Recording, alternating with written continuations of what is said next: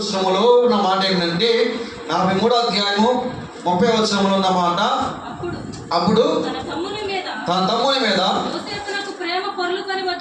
యోసేపునకు ప్రేమ పొర్లుకొని వచ్చెను కనుక అతడు త్వరపడి ఏడ్చుటకు చోటు వెదకి లోపలి గదిలోనికి వెళ్ళి అక్కడ ఏడ్చెను. దేవుని స్తోత్రములు.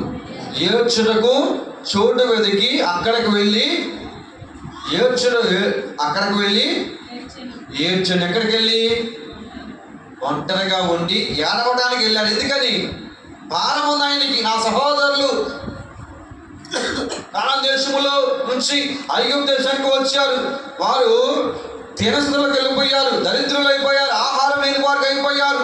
నా తండ్రి ఎలా ఉన్నాడు, నా సహోదరులు ఎలా ఉన్నారు కాబట్టి నా తండ్రి ఇంకెలా ఉన్నాడని ఆయన ఏడవడానికి చోటు ఎదుర్కొన్నాడంట. మనం కూడా ఎదుర్కోవాలి. మన ఇంట్లో మనము ప్రార్థన చేయడానికి, ఏడవడానికి ఒక గది కావాలి, ఒక చోటు కావాలి. అర్థమవుతుందా?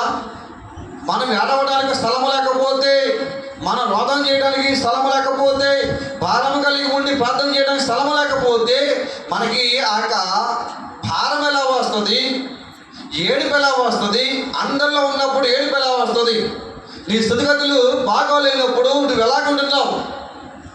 నీ స్థితిగతులు బాగోలేదు, నీ కుటుంబ పరిస్థితి బాగోలేదు, నీ ఆత్మస్థితి బాగోలేదు, నీ సంఘ పరిస్థితి బాగోలేదు, నీ దైవజన స్థితి బాగోలేదు, నీ గ్రామ స్థితి బాగోలేదు. మనం ఎలా సంతోషపడగలవు?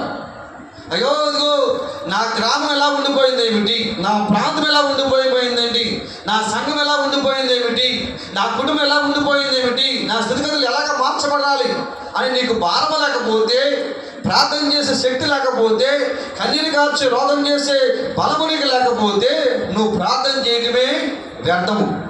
నీకు భారం లేనప్పుడు, నీ కన్నీరు కార్చే శక్తి లేనప్పుడు నువ్వు ప్రార్థన చేయడం కూడా వ్యర్థం. అందుకే ఏం చేయాలి? నువ్వు భారం కలిగి ఉండాలి.